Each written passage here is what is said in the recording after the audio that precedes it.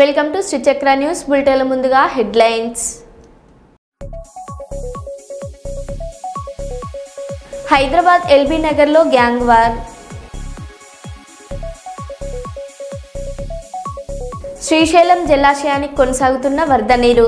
Srisailam dam 4 గేట్లు ఎత్తిన అధికారులు. సాగునీటి ప్రాజెక్టుల పురోగతిపై సమీక్ష చేసిన ఎమ్మెల్యే ఆది శ్రీనివాస్. పార్లమెంటు సభ్యుల కోసం నూతనంగా నిర్మించిన నివాస గృహాలను ప్రధానమంత్రి నరేంద్ర మోదీ ఆవిష్కరించారు.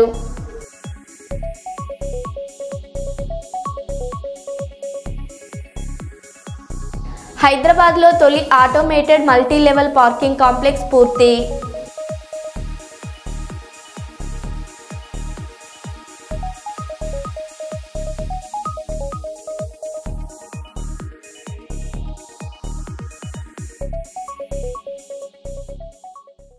ఇక వివరాల్లోకి వెళ్తే వైసీపీ అభ్యర్థి హేమంత్ని కూడా ఓటు వేయనివ్వని టీడీపీ శ్రేణులు.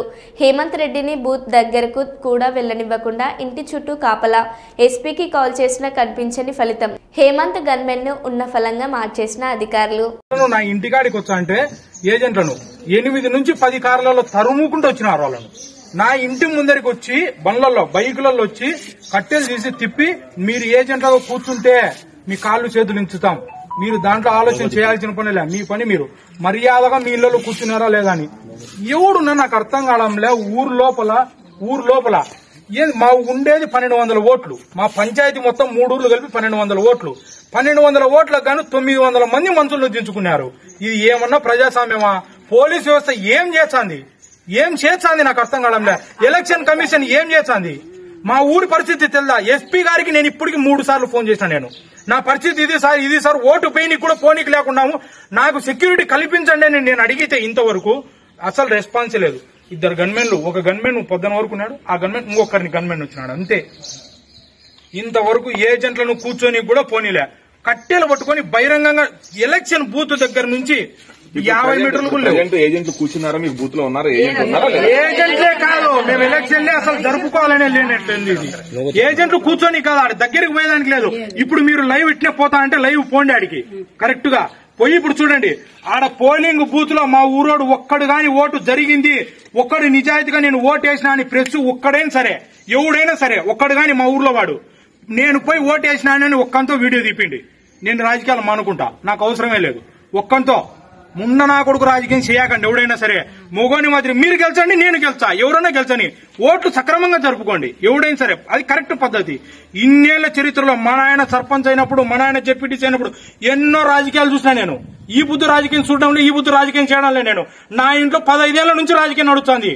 అల్లాటప్పగా నడచడంలే. మేము కూడా వార్డు మెంబర్ నుంచి ఈ బుద్ధి మా నాయన జెడ్పీటీసీ నుంచి, మా నాయన చనిపోయినాక జెడ్పీటీసీ అయ్యేంత వరకు నేను కూడా రాజకీయం చేసినాం. మేము ఏ బుద్ధే గాని ఒక మనిషిని ఇబ్బంది పెట్టింది గాని, ఓట్లప్పుడు గాని, ఎప్పుడే గాని మేము ఇంతవరకు ఇబ్బంది పెట్టిన వాళ్ళమే కాదు. ఎవరినైనా ఊరు లోపల అడగండి నా గురించి, ఊరు లోపల ఎవరినైనా అడగండి. ఎవరైనా గాని మా నాయన గురించి గాని నా గురించి గాని అడిగితే మంచోళ్ళనే చెప్తారు. ఒక్కంతో చెడ్డోడని చెప్పించుకోండి.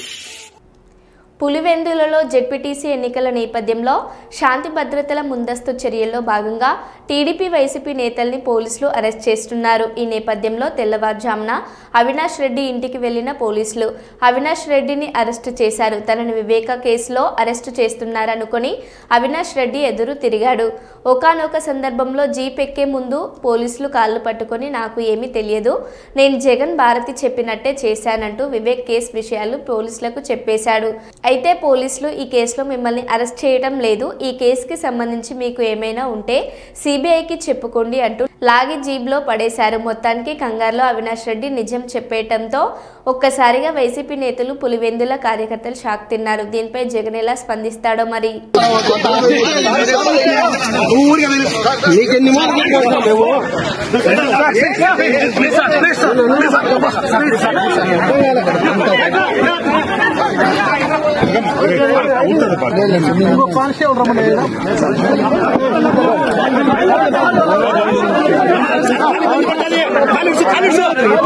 మళ్ళీ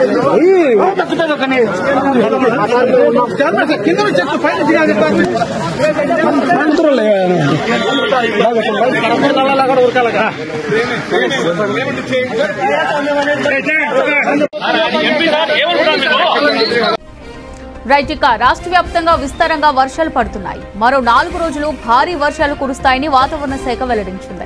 ఇవాళ పలు జిల్లాలో భారీ వర్షాలు కురిసే అవకాశం ఉంది. ఈ మేరకు 12 జిల్లాలకు ఎల్లో అలర్ట్ జారీ చేసింది. కోస్తాంధ్ర, తెలంగాణ పరిసర ప్రాంతాల్లో ఉపరితల ఆవర్తనం కొనసాగుతోంది. అటు రేపు పశ్చిమ మధ్య బంగాళాఖాతంలో అల్పపీడనం ఏర్పడనుంది. ఆ తర్వాత ఇది మరింత బలపడి తీవ్ర అల్పపీడనంగా మారే అవకాశం ఉంది. దీని ప్రభావంతో రేపటి నుంచి రాష్ట్రంలో భారీ నుంచి అతి భారీ వర్షాలు, కొన్ని ప్రాంతాల్లో అత్యంత భారీ వర్షాలు పడతాయని వాతావరణ శాఖ అధికారులు తెలిపారు. నేడు ఆదిలాబాద్, ఆసిఫాబాద్, మంచిర్యాల, నిర్మల్, జయశంకర్, భూపాలపల్లి, ములుగు, కొత్తగూడెం, ఖమ్మం, మహబూబాబాద్, వరంగల్, హన్మకొండ జిల్లాలో భారీ వర్షాలు పడతాయని వాతావరణ శాఖ తెలిపింది. రేపు భద్రాద్రి కొత్తగూడెం, జగిత్యాల, జయశంకర్, భూపాలపల్లి, కొమరంభీం, ఆసిఫాబాద్, మహబూబాబాద్, మంచిర్యాల, ములుగు, పెద్దపల్లి, యాదాద్రి, భువనగిరి జిల్లాలో భారీ నుంచి అతి భారీ వర్షాలు పడతాయని వెల్లడించింది. ఈ మేరకు ఆరెంజ్ అలర్ట్ జారీ చేసింది.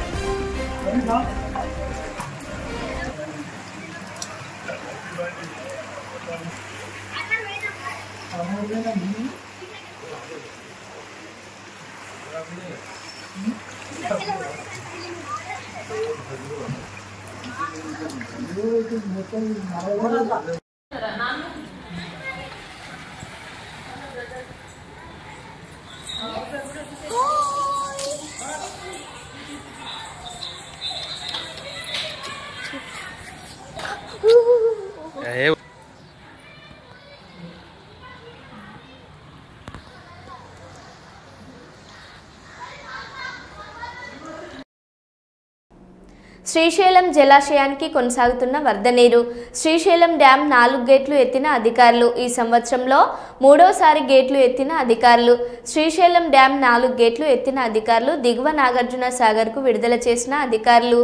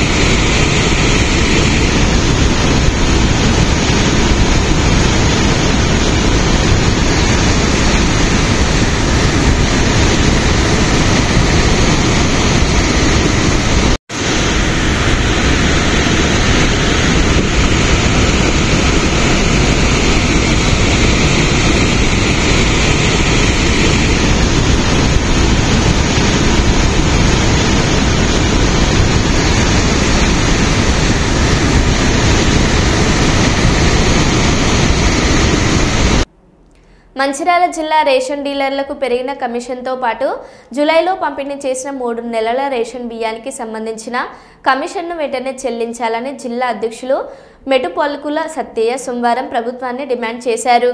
లక్షెట్టిపేటలో జరిగిన సమావేశంలో ఆయన మాట్లాడుతూ హమాలీ రూమ్ కిరాయిలు కూడా చెల్లించలేదని, డీలర్ల సమస్యలను ప్రభుత్వం వెంటనే పరిష్కరించాలని కోరారు.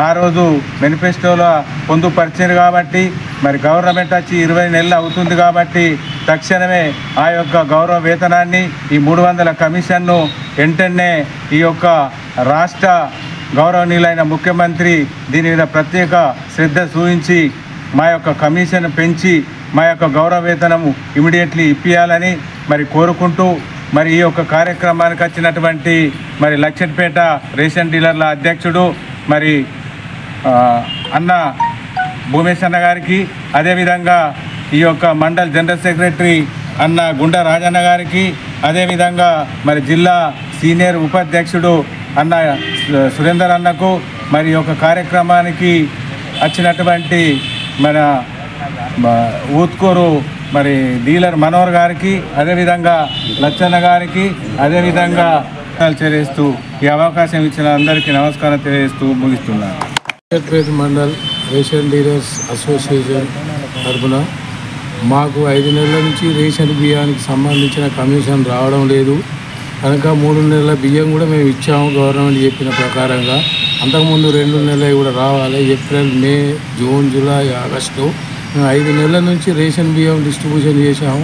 మాకు కమిషన్ అనేది రావడం లేదు. ఎందుకంటే మేము అమాలి ఉంటాయి.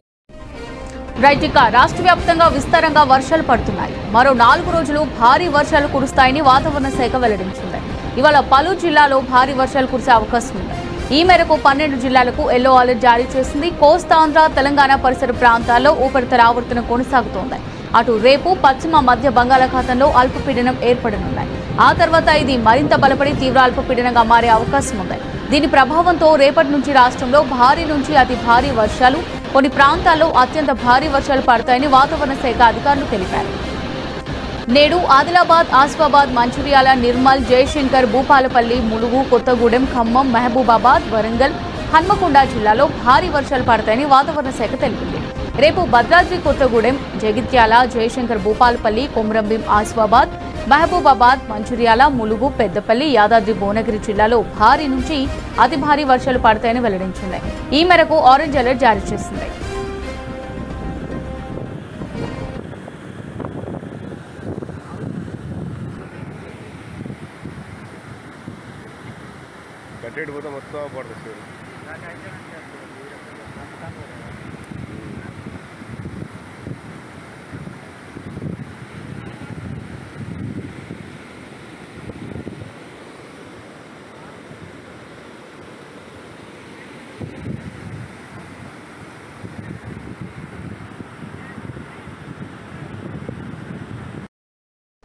గోదావరికని మార్కండేయ కాలనీలోని విశ్వ హిందూ పరిషత్ కార్యాలయంలో మంగళవారం ఏర్పాటు చేసిన మీడియా సమావేశంలో ఆయన మాట్లాడారు.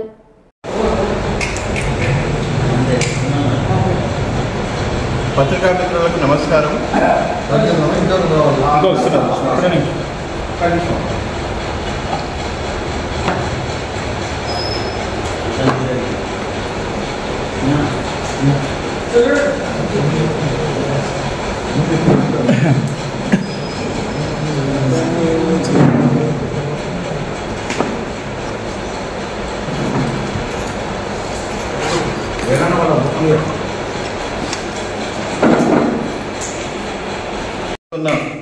వివిధ సమస్యలపై బొగ్గు రంగం యొక్క క్షీణత గురించి మనందరికీ తెలియజేయడానికి గౌరవనీయులు BMS బొగ్గు పరిశ్రమల ఇన్ఛార్జి, స్టాండర్డైజేషన్ కమిటీ మెంబర్ మరియు సేఫ్టీ కమిటీ బోర్డు మెంబర్ అయిన శ్రీ కొత్తకాపు లక్ష్మారెడ్డి గారు ఈరోజు పత్రికా విలేకరుల సమావేశం నిర్వహిస్తున్నారు.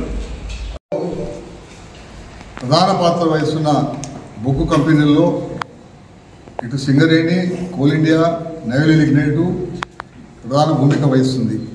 దేశానికి అవసరమైన కరెంటు ఉత్పత్తి కోసము రాత్రింబవళ్ళు బొగ్గు ఉత్పత్తి చేసి మన దేశానికి సప్లై చేస్తున్న కంపెనీలు ఇవాళ ఈ కంపెనీలు అభివృద్ధి పరిచే బదులు ఇటు రాష్ట్ర ప్రభుత్వం సింగరేణిని, కేంద్ర ప్రభుత్వము నైవేలి, కోల్ ఇండియాను బలహీనపరిచే ప్రయత్నాలు చేయడం జరుగుతుంది. కార్మికుల సంఖ్య ప్రతి సంవత్సరం తగ్గుతూ పోతుంది. ఒకనాడు కోల్ ఇండియాలో 6.5 లక్షల పైన పనిచేసే కార్మికుల సంఖ్య ఇవాళ 2 లక్షలు తగ్గిపోయింది. ఇటు సింగరేణిలో 1 లక్ష పైగా పనిచేసే కార్మికుల సంఖ్య 39,000 తగ్గింది. మరి ఉత్పత్తి మట్టుకు అనేక రెట్లు టార్గెట్ ఇచ్చి పెంచబోతున్నారు. అంటే విచ్చలవిడిగా మీరు ఏమైనా చేసుకోండి, మాకు ఉత్పత్తి పెంచండి, ఇంత టార్గెట్ రీచ్ కావాలి, అంత టార్గెట్ రీచ్ కావాలని పైనుండి ఆదేశాలు వస్తున్నాయి బొగ్గు శాఖ మంత్రిత్వ శాఖ నుండి. దీంట్లో ఉత్పత్తి పెరుగుతుంది. ఏ విధంగా? పేద కార్మికుల శ్రమ దోపిడీ చేయడం వల్ల. కాంట్రాక్ట్ కార్మికులు, లక్షలాది కాంట్రాక్ట్ కార్మికులను అపాయింట్ చేసి కాంట్రాక్టర్ల ద్వారా, అవుట్సోర్సింగ్ కంపెనీల ద్వారా, MDO మోడల్ ద్వారా వాళ్ళకి అయితే సరైన జీతభత్యాలు ఇవ్వకుండా అతి తక్కువ జీతాలతోని 12 గంటలు 15 గంటలు పని చేయించుకుంటూ శ్రమ దోపిడీ గురి చేస్తున్నారు. అటువంటి ఇటు సింగరేణిలో 70%, కోల్ ఇండియాలో 80% ఉత్పత్తి చేస్తున్న కాంట్రాక్ట్ కార్మికులకు వాళ్ళ భార్య పిల్లలకు వైద్య సదుపాయాలు లేవు, ఉండడానికి ఇళ్ళు లేవు, తర్వాత వాళ్ళకు ప్రావిడెంట్ ఫండ్ రికవర్ చేయడం లేదు, పెన్షన్ అసందొరకడం లేదు. ఇటువంటి దుస్థితిలో ఇవాళ కార్మికులు పనిచేస్తున్నారు. కాబట్టి దాన్ని భారతీయ మద్దతు సంఘ్ ABKMS ద్వారా మేము వ్యతిరేకిస్తున్నాము. అట్లాగే కార్మికులకు ఇన్ని లాభాలు గడిస్తున్న కంపెనీలు మరి ప్రతి కంపెనీలో ఒక సూపర్ స్పెషాలిటీ హాస్పిటల్ ఎందుకు ఏర్పాటు చేయడం లేదు? ఏర్పాటు చేయాల్సిన అవసరం ఉంది. ఎందుకంటే ప్రైవేట్ హాస్పిటల్ రిఫర్ చేసే బదులు మీరే ఇక్కడ వైద్య సదుపాయాలు కల్పిస్తే బాగుంటుందని చెప్పి మేము అదొక డిమాండ్ పెట్టడం జరిగింది. అట్లాగే వాళ్ళ ప్రావిడెంట్ ఫండ్ పెన్షన్ ఫండ్ గురించి ఆన్లైన్ సిస్టమ్ చేస్తామని సంవత్సరం నుండి కేంద్ర ప్రభుత్వం చెప్తుంది. ఈ అవినీతి అక్రమాలకు తావు లేకుండా వాళ్ళ లెక్కలు పత్రాలన్నీ కూడా సరి చేసి మేము ఆన్లైన్ సిస్టమ్ చేస్తామని చెప్పి ఇప్పుడు 2 సంవత్సరాలు కావస్తుంది. ఇప్పుడు కూడా పూర్తి కాలేదు. ఒక 60-70% పూర్తి అయింది. ఇంకా 3-4 నెలలు టైం పడుతుందని చెప్పి. కాబట్టి ఈ ప్రావిడెంట్ ఫండ్ పెన్షన్ ఫండ్ కూడా ఆన్లైన్ సిస్టమ్ చేసి కార్మికులు వాళ్ళ మొబైల్లోనే వాళ్ళ బ్యాలెన్స్ చూసుకునే పరిస్థితి కల్పించాలని కూడా మేము డిమాండ్ చేయడం జరుగుతుంది. కాబట్టి ఈ సమస్యలకు లేవు, కనీస సౌకర్యం కల్పించడం లేదు. తాగే నీళ్లు, రెస్ట్ హౌజులు సరిగా లేవు కార్మికులకు, తర్వాత అండర్గ్రౌండ్ మైన్లో పనిచేసే వాళ్లకు సరైన సౌకర్యాలు లేవు. వీటన్ని కల్పించాలని చెప్పి ఒక దీర్ఘకాల ఆందోళన కార్యక్రమాన్ని భారతీయ మత్స్య ద్వారా చేపట్టడం జరిగింది. గత 23 జూలై నుండి సెప్టెంబర్ 17 వరకు మొదలు కార్మికులకు చైతన్యపరచడము, చుట్టుపక్కల గ్రామాల ప్రజలు వ్యాపారస్తులు కూడా చైతన్యపరచడము, ఆ తర్వాత మీ అన్ని పార్టీల సహకారం తీసుకొని దీన్ని ముందుకు తీసుకెళ్ళాలని ప్రయత్నం చేస్తున్నాం. ఎందుకంటే ఈ కంపెనీల మనుగడ మీదనే చుట్టుపక్కల గ్రామాల ప్రజలు వ్యాపారస్తుల భవిష్యత్తు ముడిపడి ఉన్నది. కాబట్టి వాళ్ళు కూడా చైతన్యపరిచి వాళ్ళు కూడా సహకారం తీసుకోవాలని ఇవాళ భారతీయ మత్స్యం ముందుకు. అట్లాగే రాష్ట్ర ప్రభుత్వము ఈ ఎన్నికల పేరు మీద అయితే నిర్వహించడం జరుగుతుందో ఇది సరైన ఎన్నికలు కాదు. కోల్ ఇండియా మాదిరి వెరిఫికేషన్, మెంబర్షిప్ వెరిఫికేషన్ ద్వారా చికా సిస్టమ్ అంటారు. ఆ చికా సిస్టమ్ ద్వారా ఎన్నికలు ప్రవేశపెడితే ఈ 2 సంవత్సరాలు 4 సంవత్సరాలు అయితే గోలగోల ఉంటుందో దీని నుండి బయటపడవచ్చు. అది సరైన పద్ధతి. ముఖ్యమంత్రి గారు చొరవ తీసుకొని సింగరేణిలో గతంలో అనేక సంవత్సరాలు నడుస్తున్న ఈ పద్ధతిని మార్చి చికా సిస్టమ్ ద్వారా మీరు మెంబర్షిప్ వెరిఫై చేయండి, అది సరిగా ఉంటుందని చెప్పి మేము కోరడం జరుగుతుంది. ఎన్నికల వ్యవస్థల కళ్లకు గంతలు కడుతుంది. ఇప్పటికే పోలింగ్ బూతులు ఒక ఊరు నుంచి మరో ఊరికి మార్చేశారు. ఓటు వేయడానికి వచ్చిన వాళ్ళపై తెలుగుదేశం గుండాలు దాడి చేస్తారని భయం ప్రజల్లో ఉంది. గన్మెన్లు ఉన్న ఎమ్మెల్సీలకే రక్షణ లేని పరిస్థితుల్లో సామాన్యులు పక్క ఊరు వెళ్లి ఓటేసే పరిస్థితి ఉందా అని ప్రజలు భావిస్తున్నారు. ఎన్నికల వ్యవస్థల్ని కళ్లకు గంతలు కట్టి ఏ రకంగా ఆంధ్రప్రదేశ్ ప్రభుత్వం, తెలుగుదేశం ప్రభుత్వం, చంద్రబాబు నాయుడు గారి ప్రభుత్వం ఎన్నికల్ని అపహాస్యం చేసే పరిస్థితిలో ఉన్నాయో అన్ని కూడా ఎన్నికల ప్రత్యేక అధికారి గారికి, కమిషనర్ గారికి వివరించడం జరిగింది. అంటే ఎంత వింత పోకడలంటే పొద్దున్నే నిన్న ఉదయం నుంచే ఎన్నికల యంత్రాంగం కొత్తపల్లి, నల్గొండవారిపల్లి, అట్లాగే ఎర్రిపల్లి, నల్లపురెడ్డిపల్లి ఈ గ్రామాల్లో నిన్న జరుగుతుంది. నిన్న జరిగిన తంతు ఏంటంటే ఓ పక్కన ఓటర్ల గుర్తింపు అంటే ఓటర్ స్లిప్ ని, అంటే వారి సీరియల్ నంబర్ ఎంత, వారు ఏ పోలింగ్ స్టేషన్కి వెళ్ళాలి, అంటే ఏ ఊరు, వేరే ఊర్లు మార్చేశారు కదా, వేరే ఊర్లకి మార్చేసిన దాని మీద ఏ ఊరు వెళ్ళాలి, ఏ ఊర్లో పోలింగ్ కేంద్రం ఎక్కడ, వీరి సీరియల్ నెంబర్ ఎంత ఇట్లాంటివన్నీ కూడా ఎన్నికల ఓటర్ స్లిప్ ని పంచిపెట్టు వెళ్తుంటే కనీసం అంటే వారికి వీరికి గ్యాప్ కూడా లేకుండా, కనీసం 10 ఇళ్ళు ఒక బజారు కూడా ఖాళీ లేకుండా వీరెనకాలే అవి వసూలు చేసుకుంటా బయలుదేరుతున్నారు తెలుగుదేశం వాళ్ళు. ముందుగా ఓటుకి 10,000 రూపాయలు చొప్పున ఓటర్కి ఆశ చూపిస్తున్నారు. ఎవరైనా వెళ్ళి అక్కడికి వెళ్ళిన తర్వాత లైన్లో నుంచి ఉంటే ఆడొచ్చి కొడతాడో, ఈడొచ్చి పొడుస్తాడో. సాక్షాత్తు గన్మెన్లు ఉన్నటువంటి ఎమ్మెల్సీ రమేష్ యాదవ్కే ఇవాళ రక్షణ లేని పరిస్థితి. మనం వెళ్లి ఈ ఊళ్ళోంచి ఇక్కడి నుంచి అక్కడికి తీసుకెళ్లి, ఆ ఊరు తీసుకెళ్లి, పొరుగురు తీసుకెళ్లి ఓటేయమంటున్నాడు. అక్కడికి వెళ్లి లైన్లో నుంచుంటే ఎవడొచ్చి కొడతాడో, ఎవడొచ్చి పొడుస్తాడో.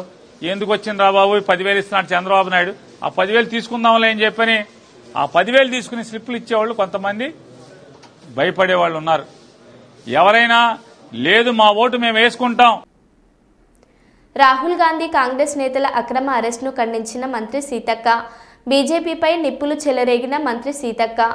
రామరాజ్యం అంటే దొంగ ఓట్లతో దొడ్డిదారిన అధికారంలోకి రావడమా అని ప్రశ్నించిన సీతక్క, జై శ్రీరామ్ నినాదాలిస్తూ ప్రజా తీర్పును మార్చి పదవులు పొందడమా అని నిలదీసిన సీతక్క, బీజేపీ వారు నిజంగా రామభక్తులైతే ఎన్నికల కమిషన్ ద్వారా ఓటర్ల లిస్టును బయట పెట్టాలని సవాల్ విసిరారు సీతక్క.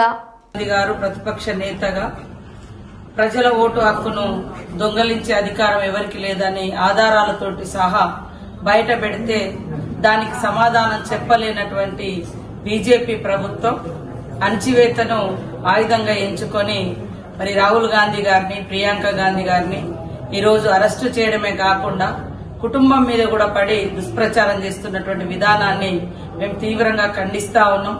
ఈరోజు మనం చూస్తా ఉన్నాం ఎగ్జిట్ పోల్స్ లో కూడా ఛత్తీస్గఢ్ లో గాని, బీహార్, మధ్యప్రదేశ్ లో గాని, అదేవిధంగా హర్యానాలో గాని కాంగ్రెస్ ప్రభుత్వం అధికారంలోకి వస్తుందని ఎగ్జిట్ పోల్స్ చెప్పినప్పటికి కూడా మరి దాన్ని తారుమారు చేసే విధంగా ఓటింగ్ పెంచుకొని ఈరోజు దొడ్డిదారిన బీజేపీ ప్రభుత్వాన్ని ఏర్పాటు చేయడం జరిగింది. ఇవాళ మనం చూస్తా ఉన్నాం వాస్తవానికి హర్యానా లాంటి ప్రాంతాల్లో వన్ సైడ్ గా కాంగ్రెస్ గెలుస్తుందని రిజల్ట్ అంటే ఎగ్జిట్ పోల్స్ చెప్పినప్పటికీ దాన్ని తారుమారు చేసే విధంగా ఇదంతా ఎందుకు సాధ్యమవుతుంది? మధ్యాహ్నం వరకు చూస్తే ఓటింగ్ పర్సెంట్ చూస్తే 40%, 50% ఉంటుంది. సాయంత్రం అయ్యేసరికి ఎక్కడ లేని ఊహించని విధంగా పోలింగ్ టైం అయిపోయేసరికి అసలు ఎంత పోలింగ్ పర్సెంటేజ్ అయిందో కూడా తెలియని విధంగా మనం చూడడం జరిగింది. తెల్లారి ఇంత అయిందని వివిధ రాష్ట్రాల నుంచి కూడా లెక్కలు చెప్పడం జరిగింది. అంటే వాస్తవానికి ప్రజల యొక్క హక్కులను కాలరాసి ప్రజల యొక్క ఓట్లను దొంగలించి దొంగ ఓట్లను ఒక్కొక్క ఇంట్లో 200 ఓట్లను మరి నమోదు చేయించుకొని బీజేపీ నాయకులు అక్కడ వివిధ రాష్ట్రాలలో ఆ ఓటర్లను సాయంత్రం అయిన తర్వాత ఎక్కడికక్కడ రాజకీయ పార్టీలు గాని లేదా బూత్ ఏజెంట్లు గాని కొద్దిగా విరామం లాగా ఇచ్చినప్పుడు దొంగ ఓటర్లందరితో వచ్చి ఓట్లు వేయించుకొని అనూహ్యంగా ఓటు శాతం పెంచుకొని ఆ ఓట్ల ద్వారా మరి అధికారానికి వచ్చినటువంటి విధానాన్ని ఎంతో కష్టపడి రాహుల్ గాంధీ గారు ఒక్కొక్క పేజీలో బెంగళూరులో ఏం జరుగుతుంది, ఏం జరిగింది, హర్యానాలో ఏం జరిగింది, మరి మహారాష్ట్రలో ఏం జరిగిందని వివరంగా చెప్తే దానికి సమాధానం చెప్పలేక ఈ రోజు ఎలక్షన్ కమిషన్ చేసినటువంటి తప్పులను నిలదీస్తూ ర్యాలీగా పోతుంటే అక్రమంగా అరెస్టులు చేస్తారు. రాత్రి నుండి కురుస్తున్న భారీ వర్షానికి వరంగల్ నగరం అతలాకుతలమైంది. లోతట్టు ప్రాంతాలన్నీ జలమయమయ్యాయి. ఇండ్లలోకి వర్షపు నీరు చేరడంతో బిక్కుబిక్కుమంటూ గడుపుతున్నారు. వరంగల్ నగరం నీట మునిగింది. రాత్రి నుండి కురుస్తున్న భారీ వర్షానికి నగరంలోని SR Nagar, Sakarashikunta, Giriprasad colony, Hunter road, Karimabad, Lakshmi Ganapathi colony, LB నగర్తో పాటు శివనగర్ ప్రాంతాలు నీట మునిగాయి. అండర్ బ్రిడ్జి పూర్తిగా నీట మునిగిపోవడంతో రాకపోకలకు తీవ్ర ఇబ్బందులు ఎదుర్కొంటున్నారు. ఉరుసుగుట్ట ప్రాంతంలో భారీగా నీళ్లు చేరడంతో డిఆర్ఎఫ్ సిబ్బంది వారిని సురక్షిత ప్రాంతాలకు తరలిస్తున్నారు. గ్రేటర్ వరంగల్ మున్సిపల్ కార్పొరేషన్ పరిధిలో 4 డిఆర్ఎఫ్ బృందాలు ప్రజలను సురక్షిత ప్రాంతాలకు తరలిస్తున్నాయి. వీరికి తోడు ఎన్డీఆర్ఎఫ్ టీం వరంగల్లోని లోతట్టు ప్రాంతాలలో చిక్కుకున్న ప్రజలను సురక్షిత ప్రాంతాలకు తరలిస్తున్నారు.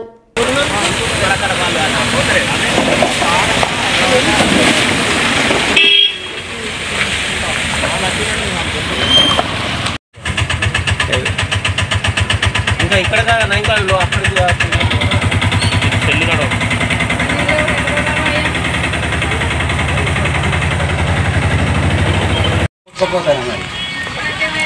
పోవాలంటే టైం అవుతుంది. భారతీయుడు పిలు భారతీయుడు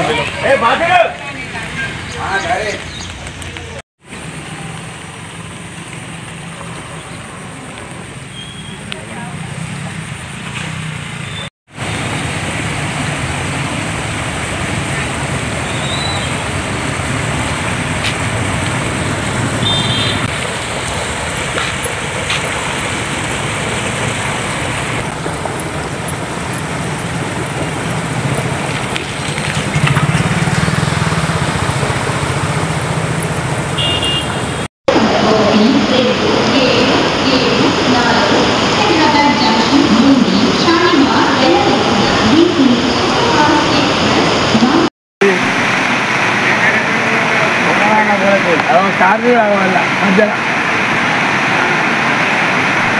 మొత్తం మా కారులో అసలు మన